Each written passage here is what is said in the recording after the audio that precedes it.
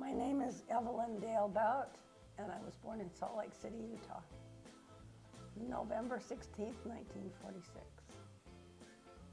My dad had what's called ulcerative colitis. He died when I was 8. My mother had developed another disease called hemochromatosis. She died when I was 11, and I was raised by my aunt and uncle. They had 3 boys, one of whom was married when I got there. One was on a mission in Texas, and my very favorite cousin, Glenn, was there with me.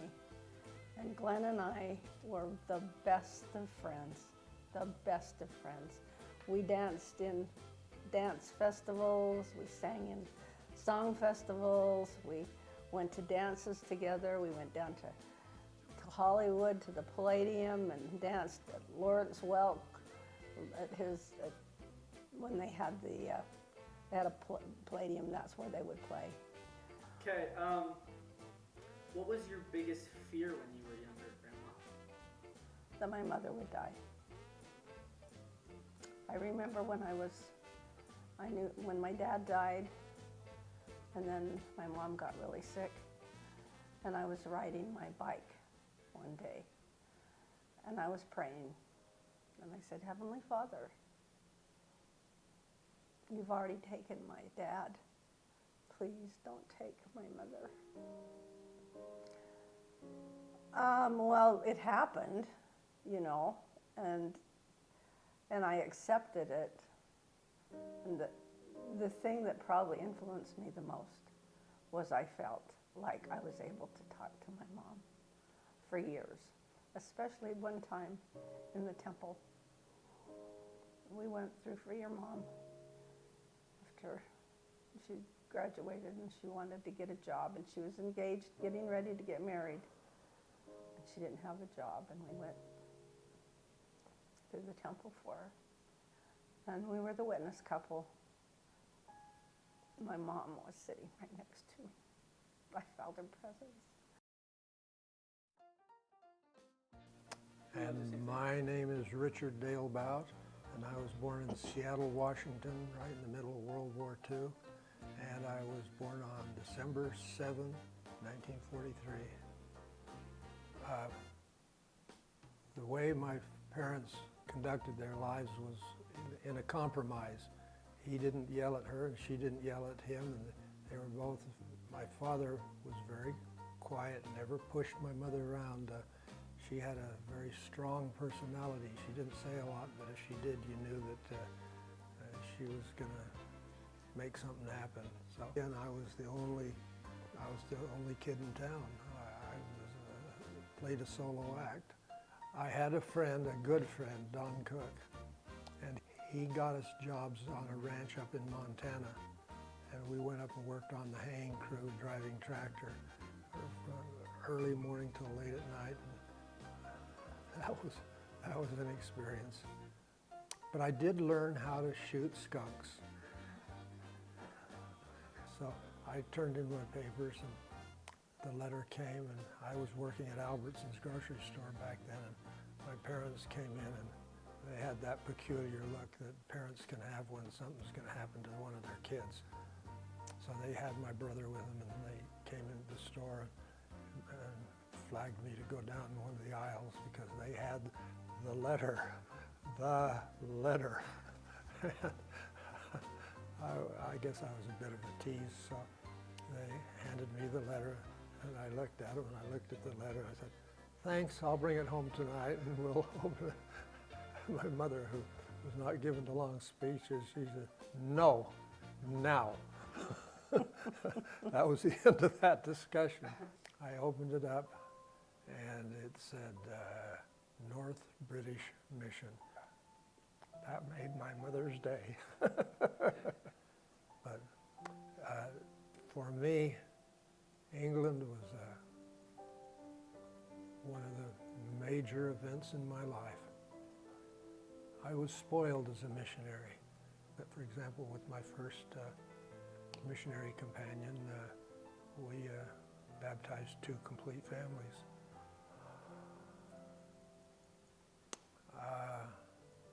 It just taught me a lot of things. It taught me social skills. It taught me how to enjoy success, how to avoid getting into trouble, just how to study. I didn't study in high school, and found out that I could study and I could learn, and so it changed my life.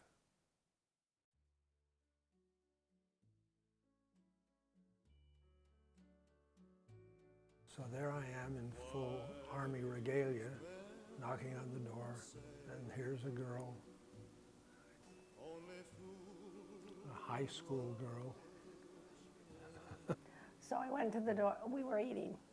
Anyway, I answered the door, and here stood this good-looking guy in Army fatigues. You know, I was thinking, is he ever cute?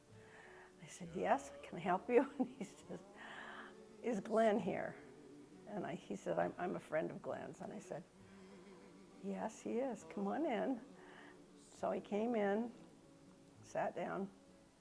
I went back in the kitchen, and I said, Glenn, it's for you. It's one of your friends. And boy, is he cute. And Glenn says, I don't have any cute friends. Glenn was right. and he walked into the living room, and he looked at Dick, and he says, oh, yeah, Dick, you are cute. Because the 26th of January, there's a lot of snow on the lake, and people used to go down the lake and ice skate. So then he talks to me. Tell the truth now. I can't remember if you told me you loved me or what, but you asked me to marry him. He asked me to marry him. And I just laughed. Because he told me he had other things to do. See, what would you guys do? You ask a girl to marry you and she, I'm kind of busy, you know, I've got some. I just said, oh, you're kidding. Anyway, he did ask me 4 times. I kept laughing, and I thought he was.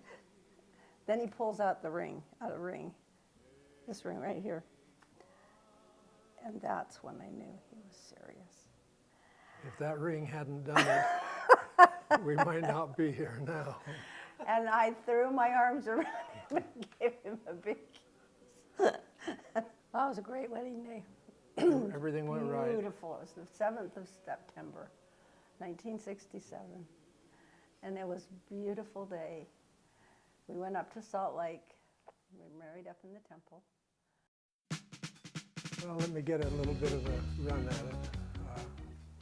When we got married, I think I had 2 years of school, college. And more than anything, your grandma wanted to be a mother. That was her most important thing. We figured how long it would take me to go through a bachelor's degree here at the Y and then go to law school. The numbers were intimidating. So we worked out a bargain. She stopped school and went to work, and I stopped working and went to school and did my last 2 years in 12 months. If it moved, I registered for it. And 2 weeks after I got my degree, I walked into the law school at University of Utah. And then I'd been teaching business law on a part-time basis up at the Y, and the guy who had the job retired, and they asked me if I'd like to take the job, and I said, yep. So excited, because that's what I wanted. I wanted to have kids. I thought the thing that would make me the saddest is if I couldn't have any children. And the Lord let me have 5. So, yeah, I was excited about having Scott. Anything to add, Grandpa? No, I didn't know anything about being a father. I'd never been in a household with little children. So we just stumbled along and did the best we could. And Scott was an awesome baby. What aspects of having children didn't turn out the way you expected them to? All. Every child was different. You can't raise all of your children the same. And just as you think you understand it, you get a child that doesn't fit in the mold. That's right. They're all different. And Heavenly Father made them all different. And that's what we learned in the school of life, is they're all different.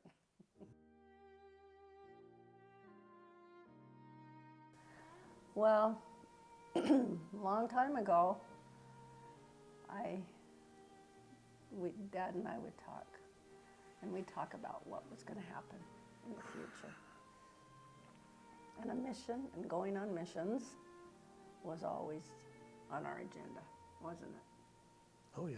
Oh, If you ever want to see a shot of excitement, just have a camera on Grandma. I handed her the envelope and said, "Here, you open that." And she opens it, and all of a sudden her eyes just got big because her favorite place was Hawaii.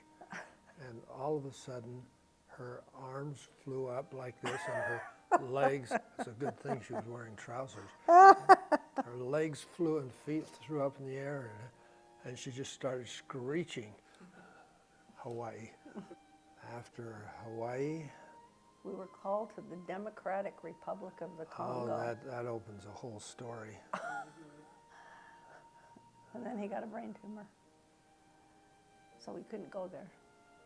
So we waited another year, and they called us to New York City.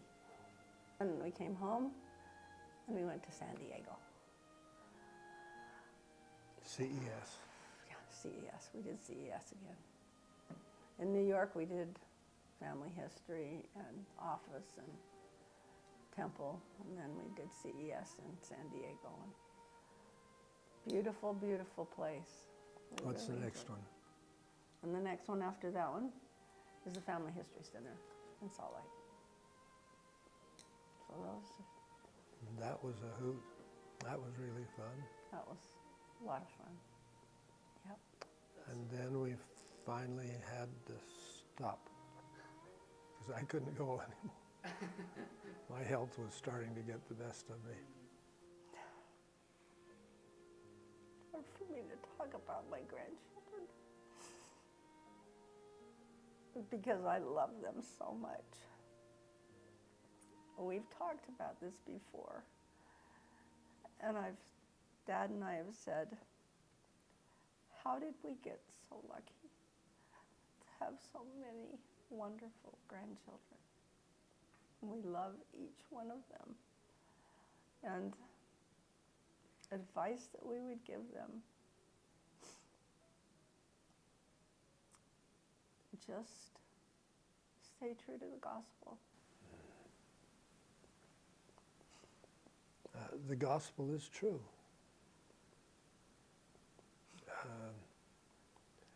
Not necessarily in any dramatic sense. It's just true, and Grandma and Grandpa believe it. And don't let anybody tell you that they believe anything else. But that's in the future. Things will work out. Be good. Don't cash our check too quick. We love you. Every single one of you.